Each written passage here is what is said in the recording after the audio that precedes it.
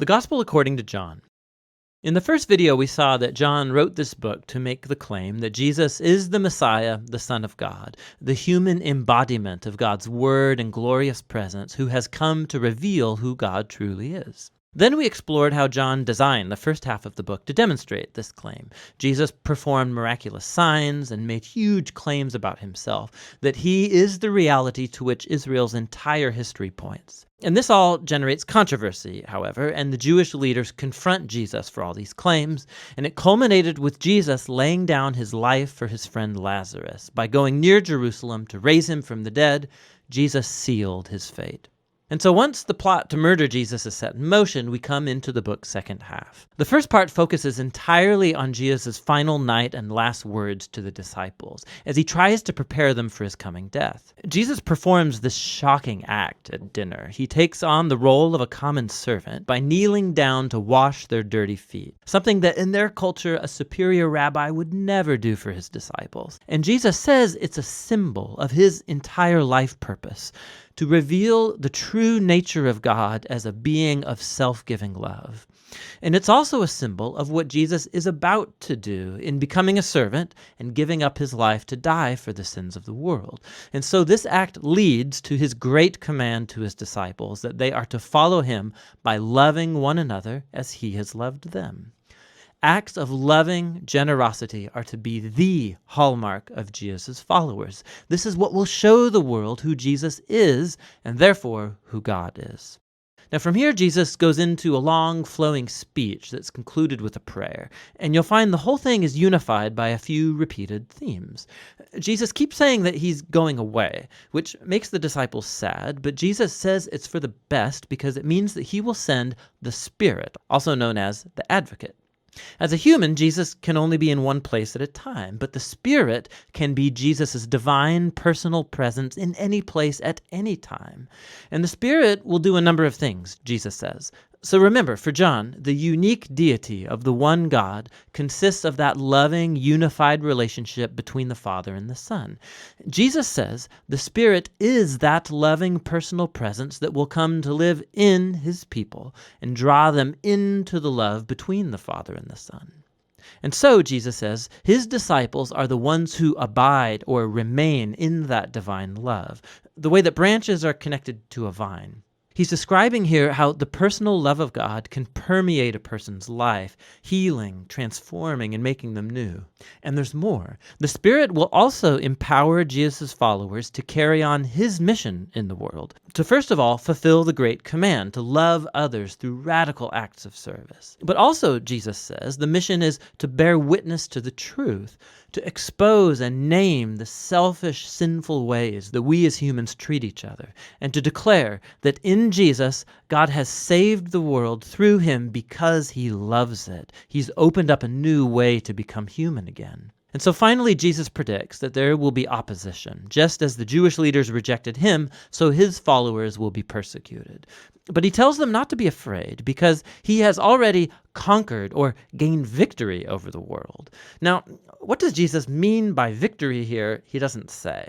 But it leads us into the final section of the book where John shows us what victory looks like Jesus style. The Jewish leaders send soldiers to Jesus and his disciples to arrest him.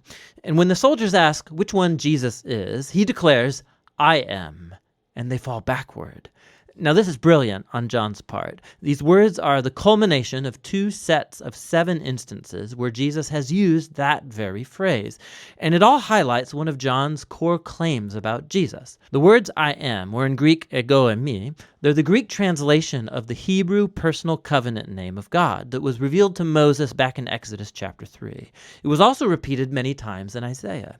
And John has strategically placed 7 moments in his story where Jesus says, "I am," followed by some astounding claim. I am the bread of life. I am the light of the world, the gate for the sheep, the good shepherd, the resurrection, the way, the truth, and the life, the true vine. And John's also designed 7 other stories that have key moments where Jesus says simply, "I am," echoing this divine name. And so here, this occurrence as Jesus is arrested, it's the ironic climax of all of them, because Jesus reveals his divine name and power and victory precisely at the moment that he gives up his life.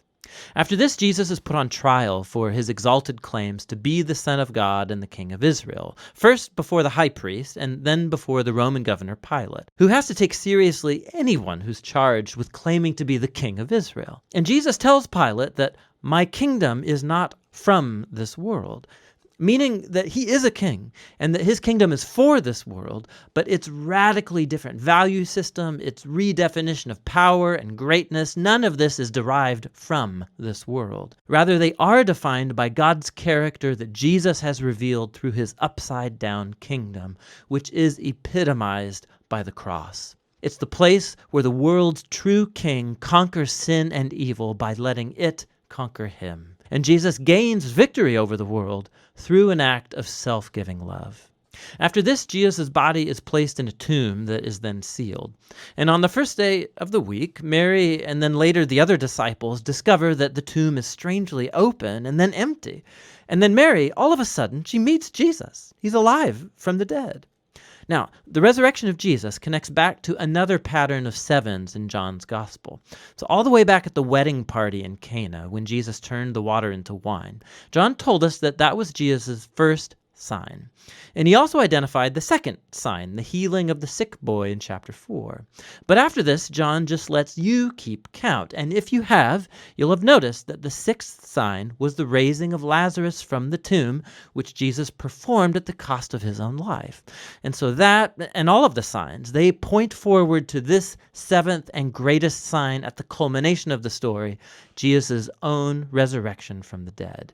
It vindicates Jesus' claim to be the Son of God, the author of all life, whose love has conquered death itself.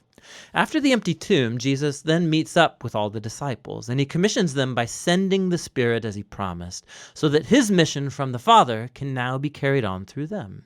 After this, the book concludes with an epilogue that explores the ongoing mission of Jesus' disciples in the world. So a number of them are fishing and they're not catching anything. And so Jesus appears to them on the shore. They don't recognize him, though. And he tells them to cast their net on the other side of the boat. And when they obey him, they catch a huge amount of fish, and it's only then that they recognize him as Jesus. Now, John's offering here a picture of discipleship to Jesus. His followers will be most effective in the world when their focus is not on their work as such, but on simply listening for Jesus' voice and obeying him when he speaks. That's when they will truly see him at work in their lives. After this, Jesus talks with Peter and then commissions him as a unique leader in the Jesus movement, indicating that he too will give up his life one day. But in contrast to Peter, the last moments of the story focus on the author of this gospel, the disciple whom Jesus loved. And unlike Peter, his job was not to lead the Jesus movement, but rather to spend his long life bearing witness to Jesus so that others might believe in him. And that's actually what he's done right here by authoring this amazing story about Jesus, the Messiah, the Son of God. And that's what the Gospel of John is all about.